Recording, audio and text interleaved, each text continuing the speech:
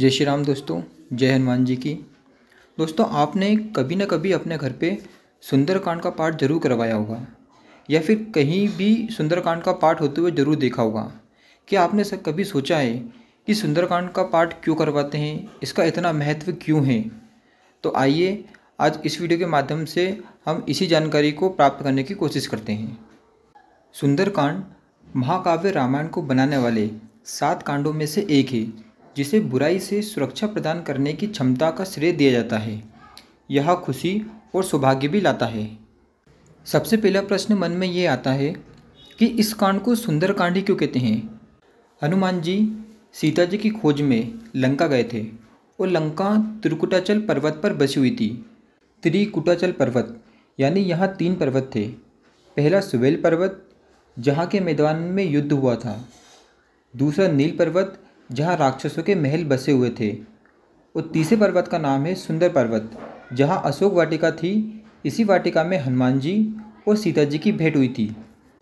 हनुमान जी माँ सीता का पता लगाने के लिए ही लंका आए थे और माता सीता से भेंट होना ही इस कांड की सबसे प्रमुख घटना थी। इसीलिए इसका नाम सुंदरकांड रखा गया। वास्तव में श्री रामचरितमानस के सुंदरकांड की कथा सबसे अलग है, क्योंकि संपूर्ण रामचरितमानस भगवान श्री राम के गुणों और उनके पुरुषार्थ को दर्शाती है। सुंदरकांड एकमात्र ऐसा अध्याय है जो श्री राम के भक्त हनुमान की विजय का है। अब आप देखिए, हनुमान जी ने अकेले लंका जाने का निश्चय किया। लंका जो कि रावण की नगरी थी, जो पूरी राक्षसों से भरी हुई थी। रावण जिसके नाम से देवता भी कांपते थे। लेकिन ये काम किसका था? राम जी का था, क्योंकि राम जी ने आदेश दिया था हनुमान जी को सीता माता का पता लगाने के लिए। और हनुमान जी के बारे में तो बोला ही जाता है, राम काज करिवे को आतुर, मतलब राम काज करने के लिए हनुमान जी सबसे आगे रहते थे। उनके अंदर एक ऐसी इच्छा थी कि वो राम जी के सारे काम करें। इसलिए सीता माता की खोज करने के लिए हनुमान जी की इच्छा शक्ति बहुत ज़्यादा प्रबल थी। अब हनुमान जी को राम नाम का बल था, इसलिए उनमें आत्मविश्वास भी बहुत ज़्यादा था। तो मनोवैज्ञानिक नज़रिए से देखा जाए तो यह आत्मविश्वास और इच्छा शक्ति बढ़ाने वाला कांड है। सुंदरकांड के पाठ से व्यक्ति को मानसिक शक्ति प्राप्त होती है और किसी भी कार्य को पूर्ण करने के लिए आत्मविश्वास मिलता है। सुंदरकांड से धार्मिक लाभ भी मिलता है, क्योंकि हनुमान जी की पूजा सभी मनोकामनाओं को पूर्ण करने वाली मानी गई है। बजरंगबली बहुत जल्दी प्रसन्न होने वाले देवता हैं।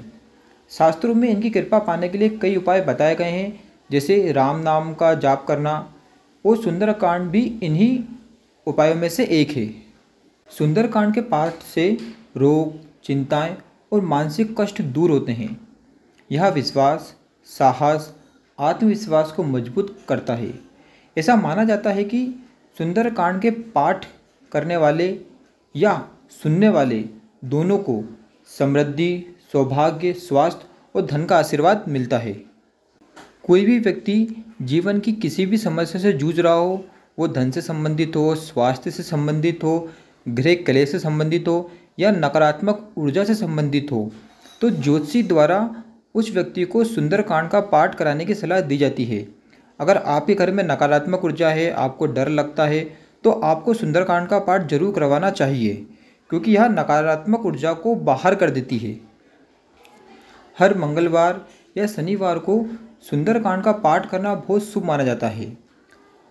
वैसे तो आप सुंदरकांड का पाठ कभी भी कर सकते हैं, लेकिन दिन में 12 बजे के पहले करें। और यदि आप सुंदरकांड का पाठ शाम को 7 बजे के बाद करते हैं तो आपको सर्वोत्तम परिणाम देखने को मिलेंगे। आज के इस वीडियो को हम यही समाप्त करते हैं। यदि आपको जानकारी अच्छी लगी हो तो मेरे चैनल को सब्सक्राइब कीजिए और लाइक कीजिए। जय श्री राम, जय हनुमान जी की।